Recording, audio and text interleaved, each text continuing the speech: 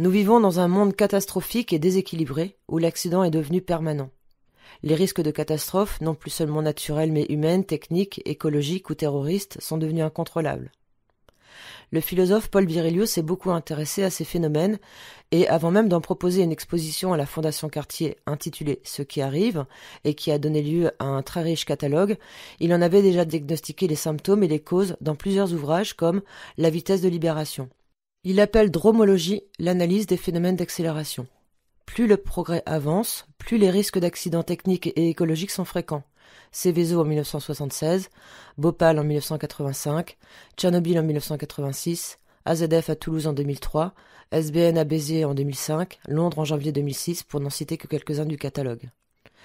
Ce que cette imminence catastrophique a de résolument nouveau et qui modifie radicalement notre rapport au monde, c'est que avant, seule la nature était capable de tels désastres. Aujourd'hui, l'homme produit les siens. Hannah Arendt le remarquait déjà, je cite, « Le progrès et la catastrophe sont l'avers et le revers d'une même médaille ». Fin de citation.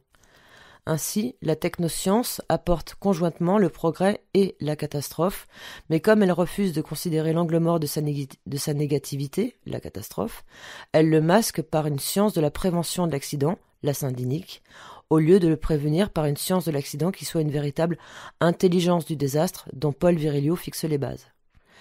Du coup, nous vivons dans une époque un peu gélatineuse, où nous sommes conscients que le risque zéro n'existe pas, mais où nous finissons par nous habituer à ce que le monde soit secoué de catastrophes écologiques qui, tant qu'elles ne touchent pas nos côtes ni notre domicile, constituent des images que nous aimons avoir au journal télévisé. C'est qu'en effet nous avons un inévitable goût voyeuriste pour le désastre qui devient spectacle. Cette délectation pour les apocalypses apaise notre peur du vide, donne un sens et un exutoire à nos malheurs. Nos tendances apocalyptiques sont particulièrement développées dans des périodes matérialistes, plus abrutissantes qu'enthousiasmantes, même si les mythes de catastrophes cosmiques qui racontent la fin du monde sont œcuméniques et constants. Aujourd'hui, tous les médias trouvent très juteux de nous relater des catastrophes. L'accident devient spectacle et fonds de commerce pour les sociétés de production et les départements d'information. Le marché de la peur est rentable quand la catastrophe est spectaculaire. Les médias l'ont bien compris, qui s'enrichissent sur les phobies collectives, mais l'industrie cinématographique aussi, qui n'hésite pas à placer des budgets colossaux dans des scénarios catastrophes, comme Titanic ou Armageddon ou Le jour d'après. Ainsi, aujourd'hui se développent d'immenses dispositifs de gestion de la peur, qui diffusent savamment l'information, qui effraient ou rassurent les foules à la moindre alerte. Un tel contrôle des émotions obéit aussi à des fins psychopolitiques qui expliquent par exemple l'intox autour de la crise des banlieues ou de la grippe aviaire, alors que l'information a manqué sur les incidences du nuage nucléaire de Tchernobyl.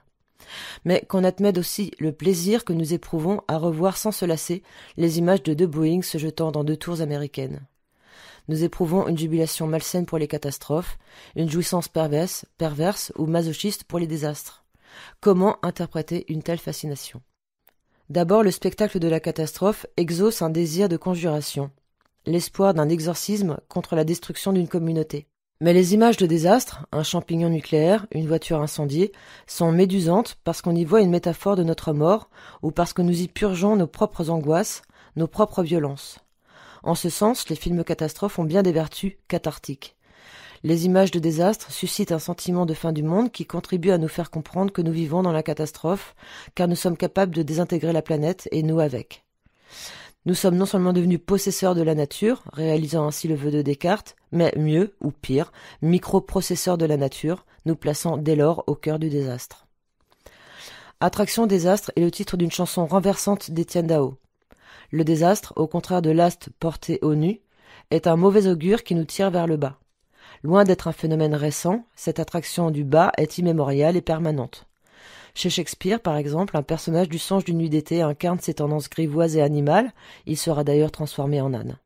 Il s'appelle Bottom. Bottom, c'est-à-dire le fond, le bas, et familièrement le derrière, et pourrait être la figure tutélaire de toutes les formes de low art, par opposition à toutes les formes de high art qui nous tirent vers le haut, qui nous élèvent. 2 tendances, donc, l'une infamante, dégradante, junk culture, trash, art de poubelle, l'autre édifiante, sublime, high technology, high style. Mais avant de condamner ces tendances décadentes, on peut se demander quelles attirances elles exercent. Les carnavals sont par exemple l'occasion de désinhibition et d'exhibition de tout ce qui est grossier ou désastreux. Ils autorisent, dans un cadre calendaire, le renversement des valeurs d'un groupe social.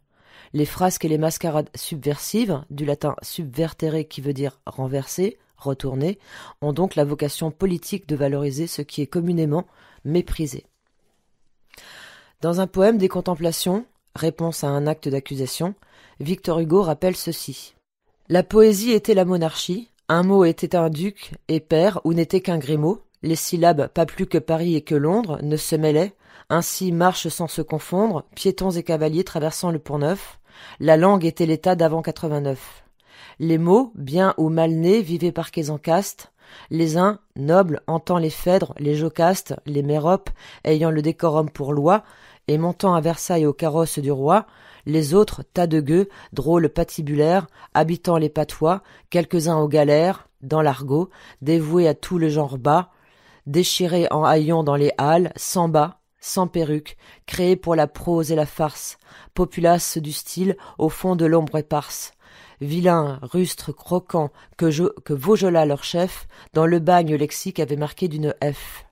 N'exprimant que la vie abjecte et familière, vil, dégradé, flétri, bourgeois, bon pour Molière. Racine regardait ses marauds de travers. Si Corneille en trouvait un blotti dans son verre, il le gardait, trop grand pour dire qu'il s'en aille, et Voltaire criait « Corneille s'en canaille ». Le bonhomme Corneille, humble, se tenait quoi? Alors, brigand, je vins, je m'écriai « Pourquoi ceci toujours devant, cela toujours derrière ?» Et sur l'académie, aïeul et douairière, cachant sous ses jupons les tropes effarées, et sur les bataillons d'Alexandrin carré, je fis souffler un vent révolutionnaire. Je mis un bonnet rouge au vieux dictionnaire, plus de mots sénateurs, plus de mots roturiers, je fis une tempête au fond de l'encrier, et je mêlai parmi les ombres débordées, au peuple noir des mots, les seins blancs des idées. Et je dis, pas de mots où l'idée au vol pur ne puisse se poser, tout humide d'azur. Discours affreux, sileps, hypalage, litote, frémir, je montais sur la borne Aristote, et je déclarais les mots égaux, libres, majeurs. L'entreprise de réévaluation lexicale ici relève assurément d'un idéal politique démocratique. Mais souvent, autre chose nous attire chez Bottom, et cette attraction n'est pas le seul fait de la gravitation. Tout corps a tendance à tomber, mais les nôtres s'y complaisent facilement. Admettons la singulière fascination qu'exercent sur nous les trous dégoûtants, les égouts, les bas-fonds, le cloaque. Même chez Victor Hugo, il y a une vraie délectation à décrire dans Les Misérables, et avec quelle verve, le cloaque et ses surprises, c'est-à-dire le monde des égouts de Paris, représenté comme un intestin qui dégorge et dégoûte ad nauseam. Les égouts sont des espaces souterrains, à la fois proches et inaccessibles, toujours refoulés de la vie collective. Ils forment l'anatomie intime de la ville, ils sont le royaume de l'ombre, du mystère et de l'ordure, le lieu du rebut et du limon, à la manière du compost qui produit l'engrais pour la terre. Dans l'imaginaire hugolien, les égouts inséminent, ensemencent le pavé parisien, stimulant l'utopie d'une culture qui se renouvelle aussi par le bas. Ne dit-on pas que la rose la plus belle naît sur du fumier? En art, cette tendance au défoulement du refoulé s'est par exemple radicalisée dans une machine qu'a construite un artiste flamand, Wim Delvoye. Machine paradoxale qui prend la création à l'envers en fabriquant de façon injurieuse ce qui ne devrait pas exister. Elle fait de la merde. Cloaca, c'est son nom, est une œuvre d'art très chère et très sophistiquée qui fabrique des excréments.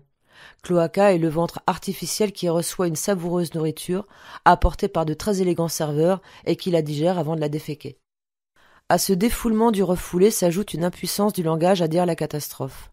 Tous les désastres qu'on peut montrer achoppent sur une insurmontable impossibilité de dire l'horreur qui échappe à l'exercice de style. Comme la statue du Laocoon ou la Méduse, la catastrophe interdit, stupéfait, et l'effroi qu'elle produit peine à se dire, répétant alors sans cesse l'entreprise d'écriture. C'est pourquoi il existe un art de la chute. Sioran disait « Tous les déclins sont là pour me soutenir ». L'artiste Jacques Lizen a repris à son compte cet impératif, qui adopte délibérément la posture de l'échec en se présentant comme un, je cite, « petit maître liégeois médiocre ». Fin de citation. Il réalise des objets inaboutis, proclamés inintéressants, nuls. Il cultive donc une pratique continue de la médiocrité, déjouant les désirs d'excellence de la création. Il se fait opérer à 25 ans de vasectomie, consacrant du coup son exigence d'improductivité, de stérilité. En ce sens, son attitude semble radicalement nihiliste et profondément subversive en ce qu'elle engage tout son être, tout son corps, toute sa vie. Comme si toute son œuvre était un immense et répété suicide, réfractaire à toute appropriation marchande, à toute reproduction. Lizen a souvent d'ailleurs refusé de participer à des expositions. Proche en cela des dandys de la fin du XIXe siècle, comme le désessinte de À rebours. Peter Fischli et David Weiss sont, quant à eux, deux artistes allemands qui travaillent ensemble depuis 1979 et qui ont réalisé plusieurs films, dont Le cours des choses. En quoi m'a-t-il paru essentiel de vous parler de cette vidéo dans le cadre de nos rencontres sur la crise? C'est que, dans Le cours des choses, que vous pouvez voir ou que vous avez peut-être vu projeté au premier étage, la catastrophe touche au sublime. Dans ce film, véritable balle de bagatelles emballées, les patatras sont fabuleux. Les personnages du film sont, en effet, des débris de la société de consommation bons pour le rebut.